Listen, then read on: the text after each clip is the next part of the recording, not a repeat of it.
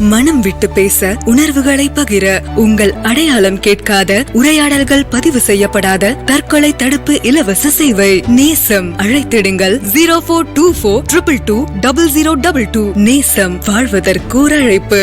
தவறான எண்ணங்கள் வராமல் இருப்பது எப்படி? பதில்: தவறான எண்ணங்கள் அனைவருக்கும் வரக்கூடியவையே.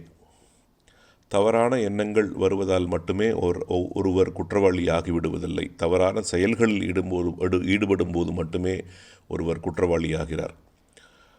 தவறான எண்ணங்கள் வராமலிருந்து தவறான செயல்களில் ஈடுபடாமல் இருப்பதற்கு அதற்கு நேர் எதிரான நல்ல எண்ணங்களை மனதில் உருவாக்கி நல்ல செயல்களில் ஈடுபட வேண்டும்.